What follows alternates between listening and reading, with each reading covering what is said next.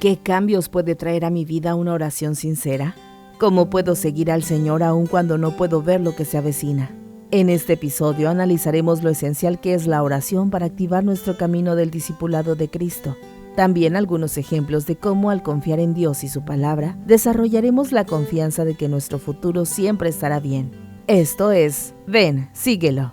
Un enfoque práctico de las Escrituras con Adrián Diarte y Eduardo Vadillo. Una oración muy particular y la voz del Espíritu Santo mientras realizaba una actividad común. La experiencia de Enós al orar al Señor derramando su alma nos da el prototipo de cómo debe de ser la oración perfecta. Si bien no necesitamos orar todo el día como lo hizo Enós, Eduardo, es bien importante que lo hagamos con el ahínco y con la devoción que lo hizo el joven Enós mientras se encontraba cazando. Así como Cristo oró al Padre en múltiples ocasiones, nosotros también podemos comunicarnos con nuestro Creador.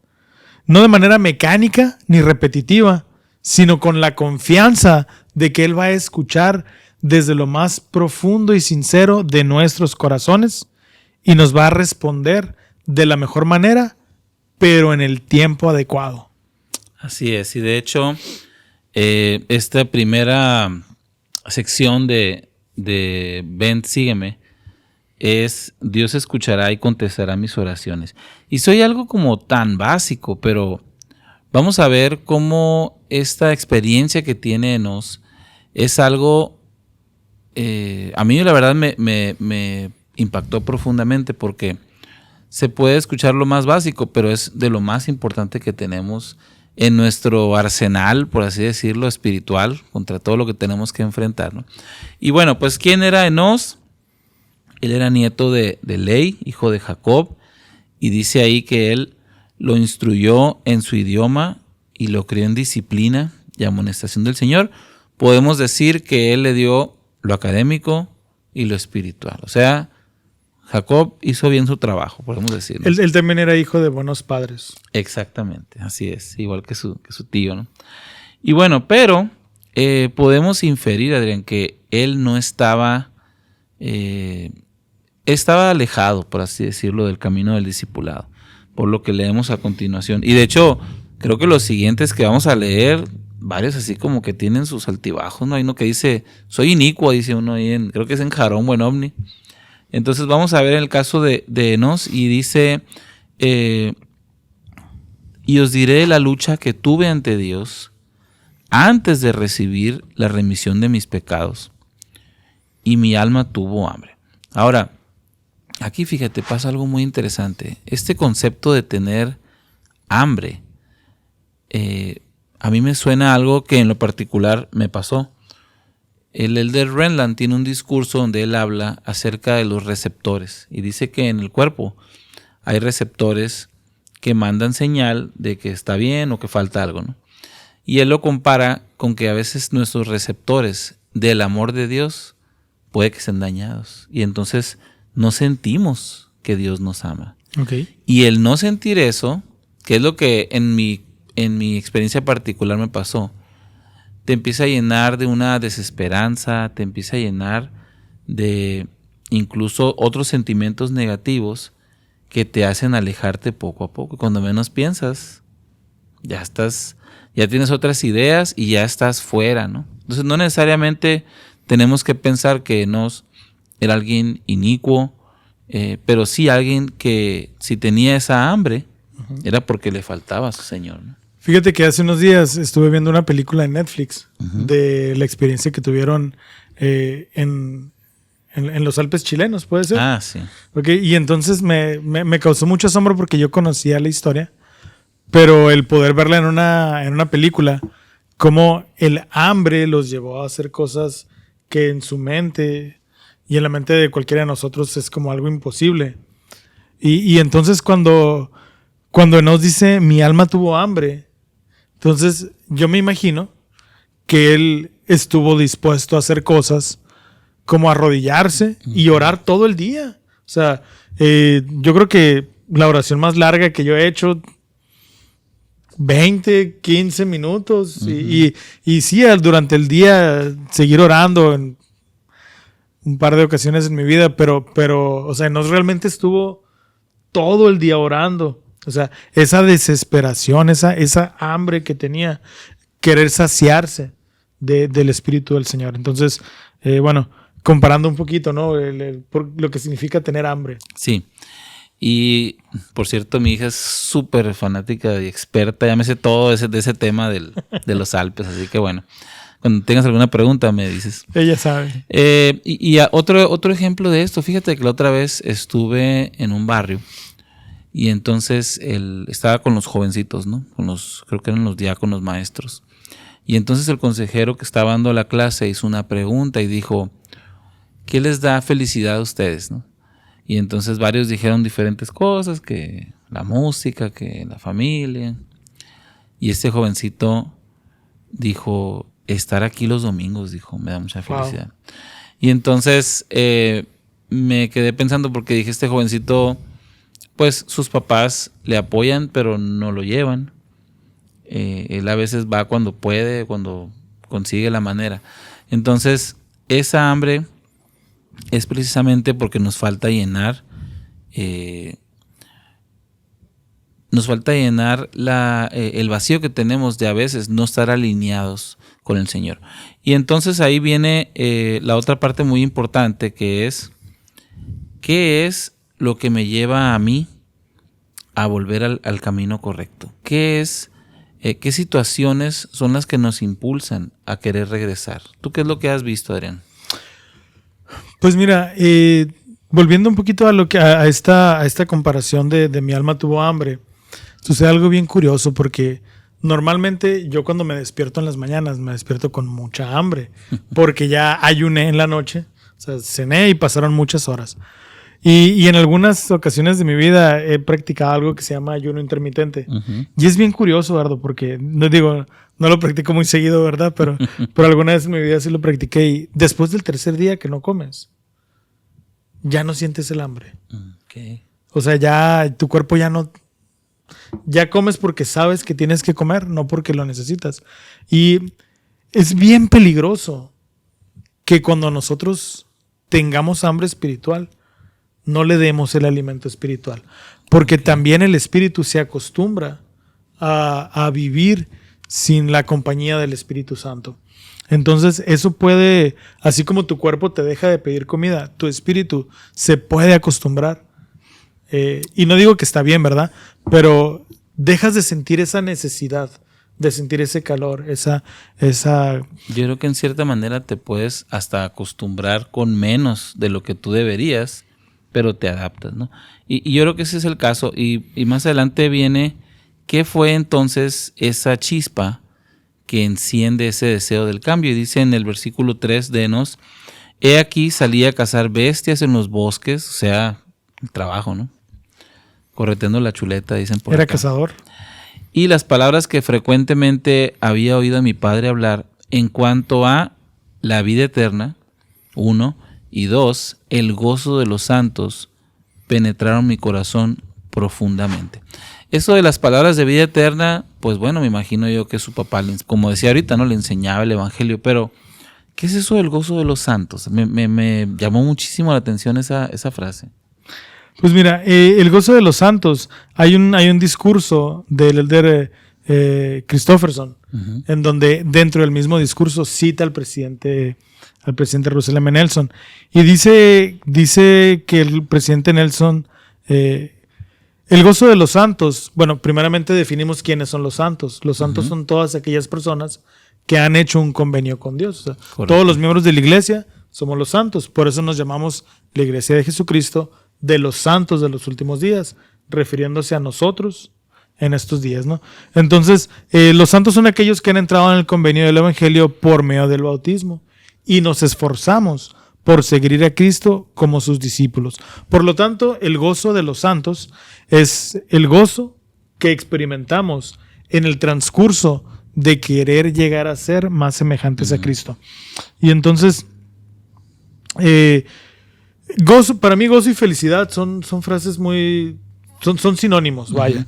Aquí alguien más erudito en las palabras podrá corregirme, pero el presidente Russell M. Nelson dijo que el gozo que sentimos poco tiene que ver con las circunstancias que vivimos en la vida y tiene mucho que ver con el enfoque que le damos. Entonces, yo no sé qué estaba viviendo Enós. De hecho, ahorita antes de entrar a grabar, platicábamos, oye, pues Enós era obediente, era inicuo, y entonces algunas personas dicen que era inicuo.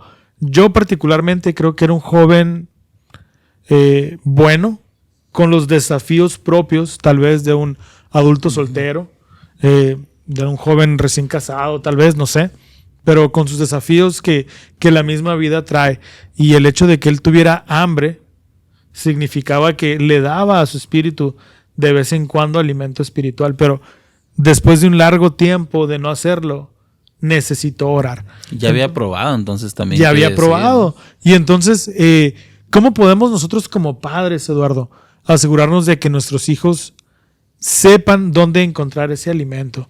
Yo creo que cuando leía esos pasajes de jóvenes me relacionaba con Enós. Uh-huh. En esos momentos en que yo quise saber si la iglesia era verdadera, cuando quise saber si tenía que irme a una misión o no, casarme en el templo con mi esposa o no, me veía como Enós y aprendía de Enós, pero hoy como padre me preocupo y me ocupo porque mis hijos puedan saber a qué fuente tienen que acudir cuando tengan esa hambre espiritual. Ok, entonces un enfoque práctico para mí de esta escritura es ¿qué estoy haciendo yo como padre para que mis hijos sepan cómo encontrar ese gozo de los santos?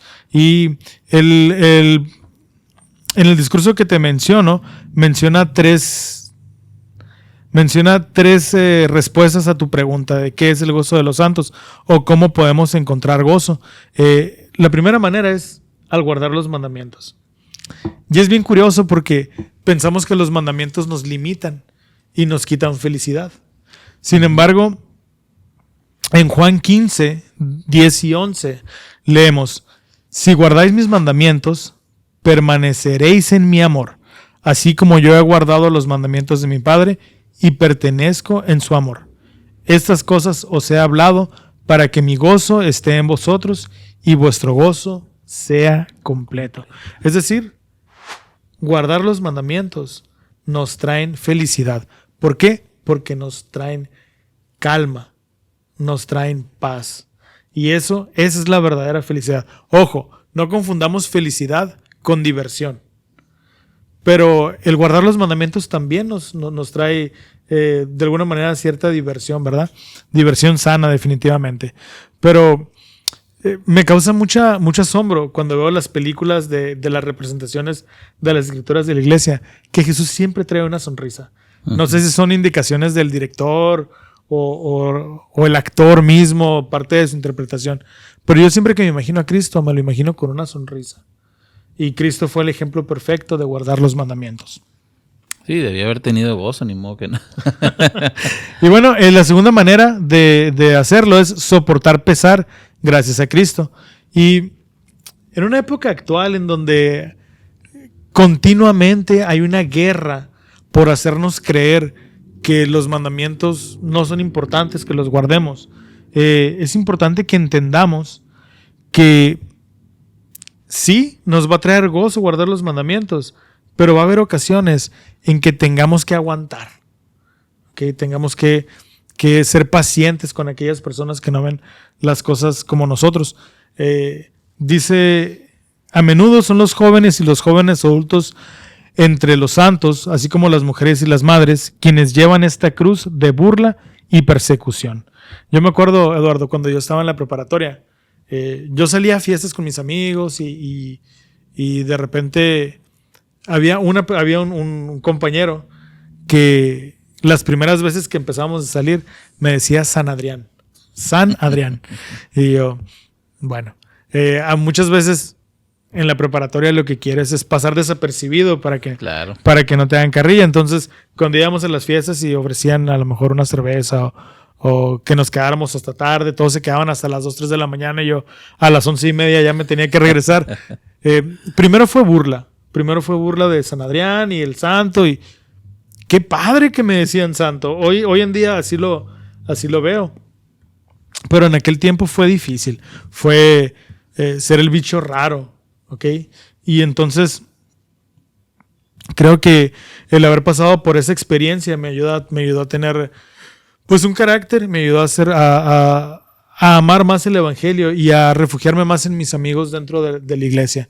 Fíjate que estaba yo, ahorita que mencionas esto de soportar los pesares, estaba yo leyendo, me parece que es en ese mismo discurso, habla de un presidente de estaca, que él estaba de vacaciones y entonces como que estaba ahí, se mete al mar, algo así, al agua, se golpea y queda paralizado. Así es. Pero algo que me gustó ahí y engloba un poco este asunto es cómo duró de ahí en adelante, toda su vida fue en esa condición, ¿no? Pudo empezar a hablar un poco más, lo llaman de patriarca, y dice que un hermano tenía que poner la mano, ¿no?, arriba de alguien para poder dar las bendiciones. Pero lo que él dice es lo siguiente, dice él, este tipo de pruebas van a venir, seas obediente o no. O sea, lo que hemos dicho siempre, ¿no? La obediencia no te da inmunidad a los problemas. Porque ese es parte de lo que venimos, dice, pero entonces ahí entra este aspecto, el gozo de los santos, el esforzarte, el poder sobrellevar el pesar gracias a Cristo, es lo que te lleva a poder seguir adelante y tener felicidad aún en esos momentos difíciles. Así es, precisamente ese mismo relato que tú cuentas nos da la tercera manera de cómo encontrar gozo en los santos, y esto es servir como el Señor lo hizo. Uh-huh. Y el mismo artículo menciona que su esposa, de este hermano que se fracturó, a partir de ahí su actividad principal fue cuidarlo. Y dice ella que encontró un gozo inmenso al poder servir a su esposo. Entonces, me hizo recordar a mí de mi presidente de Quórum de Elders, de mi barrio, que es un amigo pues muy, muy especial. Y él siempre está buscando hacer visitas para ministrar. Él siempre está cumpliendo con su llamamiento. Y cuando él está haciendo estas visitas, se transforma. Es mi amigo y normalmente es un cascarrabias, ¿verdad? Le mando un saludo. Es cascarrabias y está siempre, es constructor él, entonces está en este ambiente. Pero cuando se pone su corbata y ministra, lo hace con mucho amor y lo hace con una manera en que uno puede ver, pues si no el rostro de Cristo, porque no se parecen, pues, pero sí puedo ver esa mirada de él, que ese interés, ese amor, ¿no? Ese gozo, esa felicidad que siente el poder ministrar, a servir. Entonces es muy especial cómo el poder servir a los demás nos da felicidad. Yo creo que todos los que hemos ido a la misión siempre nos referimos como parte de nuestros años más felices en nuestra vida, y es porque nos encontramos al servicio de los demás. Sí, hoy justamente compartimos en un grupo ahí, pues yo terminé hace 20 años y todavía uno de nuestros amigos fue a recorrer un área donde yo estuve, y las fotos de los hermanos que ahí están, todos bien contentos, con un gozo totalmente desinteresado, pues, porque no te pagan por persona convertida ni cosas así, o sea, queda ¿No les pagaban ustedes en la misión? Pues en la mía no. Queda ese tipo de gozo especial, ¿no? Y creo que yo me puse a pensar qué experiencias tuvo en Enos que recordar esto penetró su corazón. O sea, qué tipo de servicio habrá prestado él, qué tipo de pruebas pasó gracias a que hubo alguien ahí enseguida de los santos, ¿no?, ayudándole. Cuando él obedeció y él tuvo ese gozo y después se perdió, me puse a pensar mucho qué experiencias tuvo él. Y entonces pensé qué experiencias he tenido yo que me van a ayudar a precisamente no perder el gozo de los santos, ¿no? Y por otro lado, Eduardo, cuando te toca estar del lado del liderazgo, ¿qué actividades o qué experiencias estás planeando para que los miembros puedan recordar cuando ellos tengan esta hambre en su hambre en su corazón. O tener oportunidades de servir para lo mismo, ¿no? Entonces, muchas veces, cuando estamos encargados de una actividad, pues tenemos dos opciones. La fácil, la improvisada, tirarles el balón a los jóvenes, como decimos en las reuniones semanales, o realmente tener una actividad planeada, bajo oración, con un propósito, con nombres, y entonces llevarla a cabo de una manera para que todos los jóvenes tengan esas experiencias. Ya he platicado en otras ocasiones cómo yo fui ministrado por un obispo al ir a pintar una cancha, ese tipo de cosas, pero realmente yo creo que fui muy bendecido durante toda mi juventud, a pesar de que mis papás sí iban a la iglesia, sí eran miembros, estaban sellados en el templo.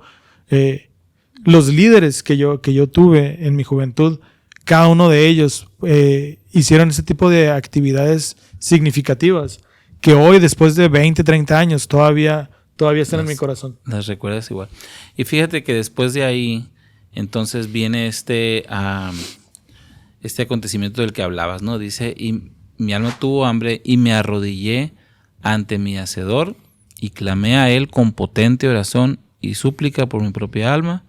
Y después dice, clamé todo el día, sí, y cuando anocheció, aún elevaba mi voz en alto hasta que llegó a los cielos. Como que dijo que no quede aquí nomás en el techo, como a veces se puede sentir con algunas oraciones.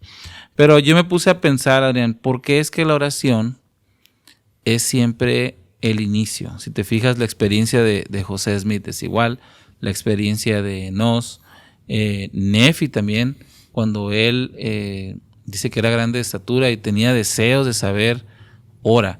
¿Por qué es la oración la chispa que enciende todo esto? ¿Qué opinas tú? Yo creo que nuestra misma necesidad de ayuda es lo que nos guía. Para mí, las oraciones más comunes después de la mañana y en la noche y en la comida siempre son cuando se me pierden las llaves. Siempre se me pierden las llaves, entonces ya sé que en cuanto hago una oración van a aparecer así como si me estuviera levantando la mano. Acá estoy, abrazos, acá estoy. Entonces, nuestro reconocimiento de que Dios es superior a nosotros nos hace ir y buscar esa ayuda durante la oración. Aparte, la oración es la manera en que nosotros nos comunicamos con Dios. No tenemos un celular, no tenemos un número de WhatsApp para poder marcarle y decir, Padre, ¿dónde están las llaves? Que yo creo que debería de ser lo menos que nos importe, ¿no? El poder encontrar las llaves. Pero la oración es algo muy, muy, muy especial. Es tan especial que Cristo mismo se comunicaba con su Padre a través de las oraciones. Entonces, es la manera de prepararnos para lo que viene. Y yo creo que de ahí viene nuestro deseo de estar bien con Dios primeramente, el poder orar. Además, lo único que requiere es fe. Sí, o sea, si yo quiero orar, no necesito estar guardando los mandamientos. Si yo quiero orar, no necesito haber ido a la capilla. Uh-huh. Si yo quiero orar, solamente necesito cerrar mis ojos, o ni siquiera eso. A lo mejor con mis pensamientos empezar a invocar a Dios. Correcto. Esa es esta parte que me encanta de la oración porque, como dices tú, no ocupa dignidad, no ocupa ni siquiera que seas diestro. O sea, tú puedes hacer un esfuerzo el más torpe que te imagines y el Señor lo aprecia. Y creo que esto va muy de acuerdo al principio, Adrián, de el Señor. La invitación siempre es venir a Cristo. Ven, sígueme. Tenemos que dar ese paso. A lo mejor va a ser, como dice la Escritura en Alma, con el puro deseo de creer, ¿no? Con el puro, como si trajéramos el tanque vacío y con el puro gas ahí de la gasolina, ¿no? Con el aroma. Pero ¿qué tiene? O sea, yo creo que lo que más me gustó a mí de ser misionero era eso. Pues usted, no tengo todas sus respuestas, pero usted puede orar y preguntar. Y se me hace algo tan sencillo, tan natural, que es lo que haríamos si tuviéramos a nuestro Padre Celestial aquí al lado. Así que no debemos de subestimar el poder que tiene la oración. Y por último, para tocar ese tema, Eduardo, normalmente cuando comemos. Pues siempre. Cuando tenemos hambre. Deberíamos de comer cuando tenemos hambre. Entonces, pensamos que la oración, cometemos el error de que debemos de orar cuando somos dignos. La primera mentira que nos dice Satanás cuando nosotros queremos o intentamos regresar con Dios es: no eres digno de orar.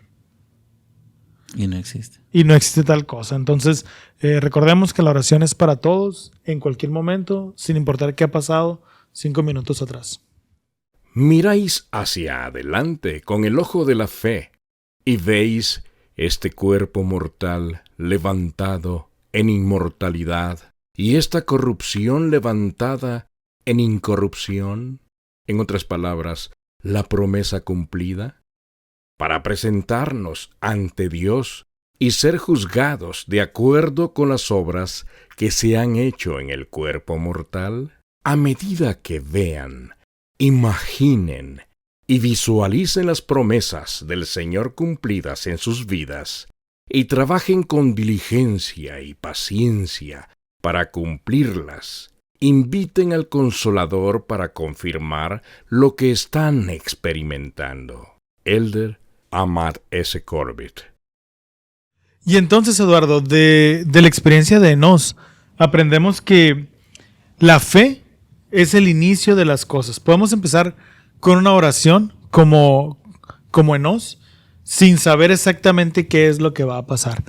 Pero a medida que esta fe se va desarrollando, a medida que esta fe, como una semilla, se planta y la semilla va creciendo y va dando frutos, en Jarom 1, el único capítulo de Jarom, podemos aprender que si nos esforzamos por obedecer los mandamientos, Dios nos va a bendecir. Entonces, en el versículo 11 dice: por tanto, los profetas y los sacerdotes y los maestros trabajaron diligentemente exhortando con toda longanimidad al pueblo a la diligencia, enseñando la ley de Moisés y el objeto por la cual fue dada. Esto probablemente sucedió nuevamente después de que pasó con el anticristo anteriormente. Y Jacob lo vimos, ¿no? Y Jacob lo vimos, ya era necesario que se siguiera reforzando ese principio, persuadiéndolos a mirar hacia adelante en el Mesías y a creer en su venida, como si ya se hubiese verificado. Y esta fue la manera en cómo les enseñaron. Eduardo, para ti, ¿qué significa mirar hacia adelante y creer como si ya se hubiera verificado? Hablaba la otra vez con mi amigo Iván, tú lo conoces. Saludos, Iván. Y me dijo algo me gustó mucho, porque dijo él, el Elder Holland explicaba que la fe mira hacia adelante, siempre es para adelante. Y el problema es cuando empezamos a voltear a los lados, cuando nos comparamos, o peor, nos quedamos estancados en lo que ya fue, ¿no?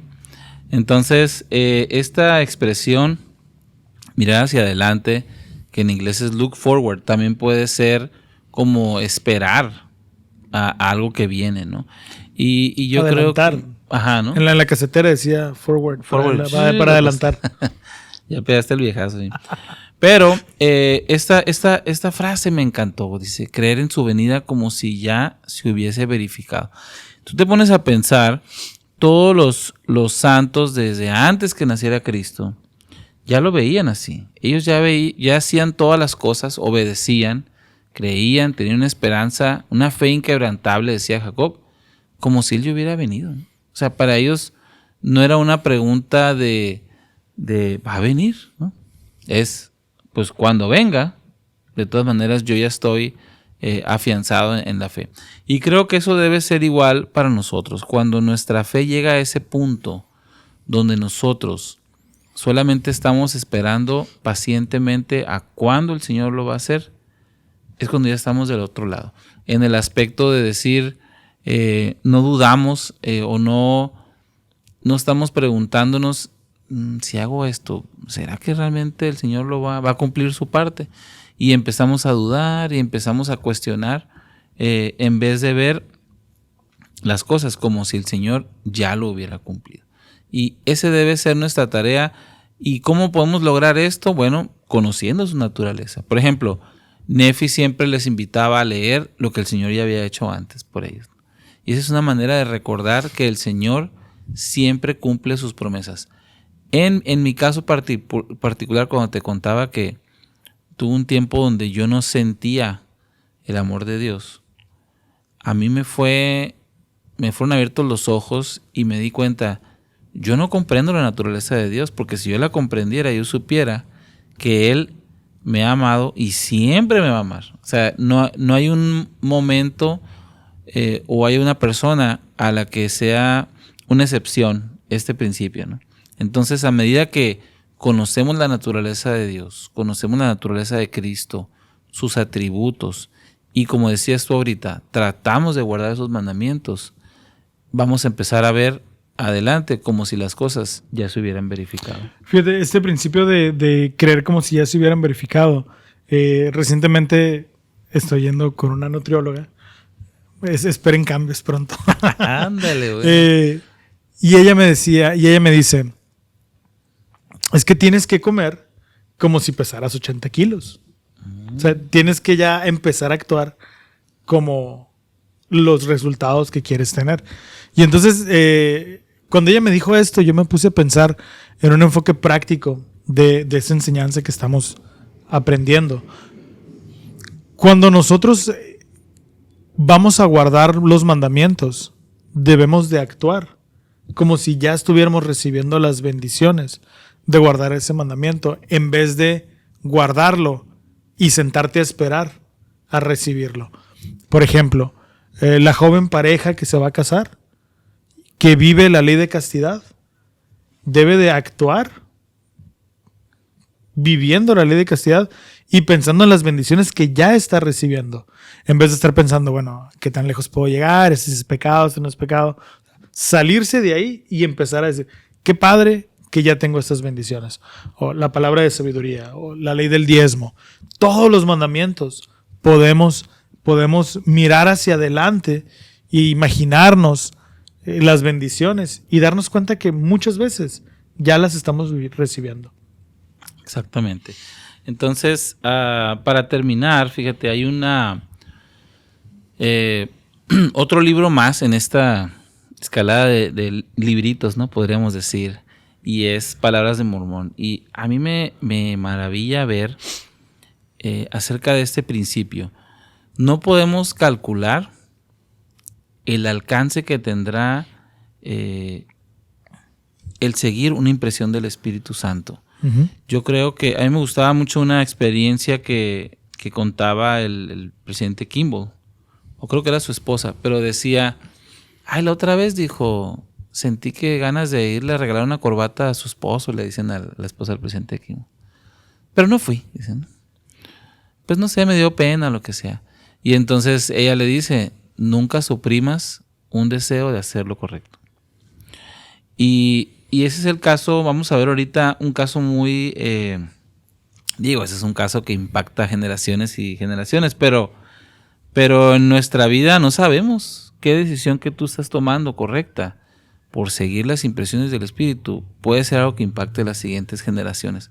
Me gusta mucho en Ven, Sígueme, porque menciona que Mormón siguió la guía del Espíritu Santo al incluir las planchas menores de Nefi en el libro de Mormón. Y dice, todo lo que hemos estudiado del libro de Mormón en lo que va del año, lo hemos recibido porque Mormón tomó la decisión de escuchar al Espíritu. Hay que recordar que de lo de las 116 páginas perdidas estaba tal vez un registro más extenso, pero no lo perdimos gracias a esta decisión, ¿no? Es decir, en las 116 páginas que se perdieron, y corrígeme si estoy mal, viene la historia que nos cuenta Nefi, pero desde el punto de vista de Lehi, o Lehi. Uh-huh. Entonces, gracias a que Mormón incluye estas, primera de Nefi, segunda de Nefi, en esto que está escribiendo él, podemos conocer esas historias. Exacto. Ok. Entonces sí pega, ¿no? Sí pega, sí, claro. que haya hecho caso.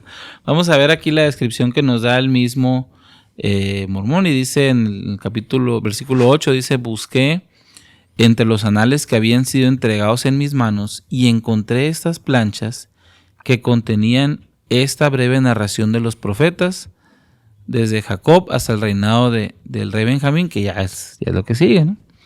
Y también muchas de las palabras de Nefi. Mas he aquí tomaré estas planchas que contienen esas profecías y revelaciones y las pondré con el resto de mis anales. Y hago esto, y aquí es la parte que me gusta, para un sabio propósito, pues así se me susurra, dice, de acuerdo con las impresiones del Espíritu del Señor que está en mí. Y ahora bien, no sé todas las cosas, mas el Señor sabe todas las cosas que han de suceder. Por tanto, Él obra en mí para que yo proceda conforme a su voluntad. Me encanta ese último versículo cuando él es honesto, ¿no? ¿Para qué? No sé, quién sabe, pero yo sé que el Señor sí sabe. Y ese es otro ejemplo de cómo conocer los atributos de Cristo nos ayuda a hacer más. Entonces ahora, ¿qué crees tú, aparte de esto, que impulsó a Mormón a obedecer algo que él no sabía para qué era? Pues mira, Mormón siguió la guía del Espíritu, ¿verdad? Uh-huh. Y eso se oye muy, muy sencillo. Pero siempre he pensado que el Espíritu es como un músculo, que si tú lo ejercitas, adquiere más fuerza. Entre más hagamos caso a estas impresiones, vamos a poder distinguir entre nuestros pensamientos y lo que realmente es la guía del Espíritu Santo. Por el contrario, si las ignoramos, es como el músculo que no se mueve. Y el músculo que no se ejercita se pierde. ¿Okay? Entonces, yo creo que a este punto Mormón tenía muy desarrollado el músculo del Espíritu Santo, porque la lógica decía que grabar en las planchas todo este resumen, no sé si le tomó meses, semanas o años. Y entonces debió de haber sido una impresión muy clara y debió haber sido una habilidad que él tenía de poder distinguir el llamado del Espíritu para hacer algo que no suena lógico ni práctico. Entonces, esa misma finura desarrollada por él de poder distinguir estas palabras, ¿no? Y yo creo que lo que podamos aprender, Eduardo, acerca de esto es que tenemos que confiar en Dios. Muchas veces, al igual que a Mormón, las cosas que se nos pidan por impresiones no van a tener nada de lógica. Inclusive podríamos pensar, no, pues estoy loco, ¿para qué? Pues, ¿para qué me regreso otra vez a mi casa si ya vengo completo? ¿Para qué preparo un discurso si no estoy asignado? Yo creo que la lista de cosas que nos puede pedir el Espíritu es infinita, ¿no? Pero yo creo que haciendo una búsqueda, encontré algunas lecciones que podemos aprender acerca de por qué es importante confiar en Dios, aunque no sepamos a dónde nos va a llevar eso. Y el primer punto es que desarrollamos fe y confianza. Confiar en Dios cuando no entendemos su plan definitivamente requiere, pues, mirar con el ojo de la fe, como dice, mirar hacia adelante sin saber dónde va a caer. Eso nos desafía a confiar en que Dios tiene un propósito, a confiar en que Él conoce lo que va a pasar, lo que está pasando y lo que ya pasó. ¿Okay? Y aunque nosotros no podamos verlo, Él sí. Otro de los ejemplos que me encanta de esto es cuando se le pide a Nefi que construya un barco.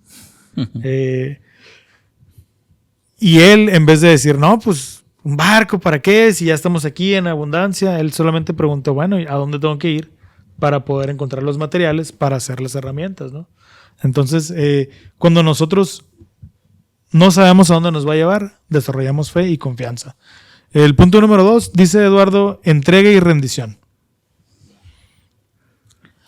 Y bueno, ahí, fíjate que me ha pasado mucho esto, sobre todo a la hora por el llamamiento que tengo, pues de las entrevistas, que a veces viene la idea de hacer otra pregunta o de decir cierta cosa que digo, no quiero preguntar eso, no quiero verme imprudente o no sé, ¿no? Pero yo he aprendido esto de cuando tú entregas o tú rindes tu voluntad, no significa que pierdes tu esencia, sino que aprendes, como dijiste tú ahorita, a dejarte ser guiado por el Señor. Y eso te da un resultado mucho mejor que lo que tú podrías obtener por ti mismo, ¿no? Otra de las enseñanzas que podemos aprender a confiar en Dios cuando no sabemos a dónde nos va a llevar es paciencia y perseverancia. Vuelvo otra vez con el ejemplo de las llaves. Yo hago mi oración por las llaves porque sé que tengo la fe en que las voy a encontrar en ese momento. Pero ¿qué va a pasar, Eduardo, el día que no encuentre mis llaves esa vez? ¿Voy a dejar de creer en Dios? ¿Voy a dejar de creer en el poder de la oración? Muchas veces oramos o estamos en una situación no porque vaya a tener un impacto generacional, sino porque solamente el Señor quiere enseñarnos a tener paciencia, a que podamos controlar nuestras ganas de correr. En una ocasión escuché a un padre orar bendiciendo a su hijo, que le decía: te bendigo para que sanes lentamente. Cuando uno como padre lo que quiere es ya ver a su chamaco corriendo, ¿no? Cuando está enfermo. Entonces, para mí esa es una de las cosas muy, muy importantes que podemos aprender. Muy bien. Y otra cosa en confiar es el aprendizaje y el crecimiento que tenemos. Y fíjate que en ocasiones me ha pasado que la respuesta a lo que yo pido es no. Qué difícil, ¿no? Y entonces dije yo, pues ¿qué no se supone que sí? Pero resulta que el no es porque me falta a mí ejercitar o desarrollar o crecer en algún aspecto, que algo que yo puedo hacer por mí mismo, pues, y a veces le queremos echar todo al Señor y resulta que hay cosas que a lo mejor no lo he visto de todos los ángulos o todas las ópticas. Entonces, el aprendizaje y el crecimiento es otra gran ganancia que nos llevamos al poder confiar en el Señor, aun cuando no sabemos para dónde va, ¿no? Así es. Fíjate que, por último, yo creo que una de las razones más importantes por las que tenemos que nosotros estar haciendo las cosas aun cuando no sepamos a dónde nos va a llevar es porque eventualmente vamos a tener una transformación personal. Cada una de esas experiencias, a medida que confiemos en Dios, nos va a hacer más semejantes a Él. Entonces, la circunstancia o situación que estemos viviendo no necesariamente son para que aprendamos algo en ese momento o porque nos va a ir mejor después, solamente por el hecho de que nos va a ayudar a transformarnos. Yo creo que vale la pena el obedecer y seguir ese principio.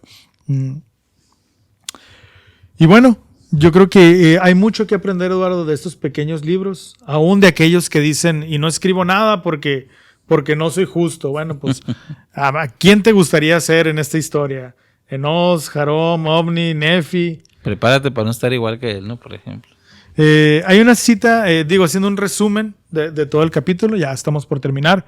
Dice, hay una cita del elder Robert D. Hales, que no la voy a decir textualmente, pero como dice el Chapulín Colorado, la idea es esa.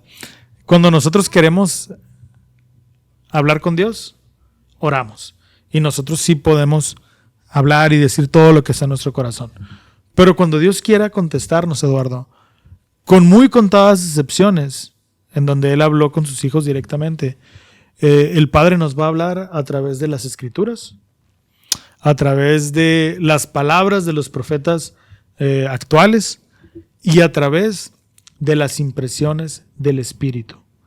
Entonces, por eso tenemos que aprender a estar a tono con el Espíritu, porque es como también Dios nos va a hablar. Entonces, aprendamos a orar con la devoción y esa necesidad que tenía Enos cuando fue al bosque y oró. Entonces, en resumen, Eduardo, es importante que confiemos en Dios, inclusive cuando no sepamos qué es lo que va a pasar.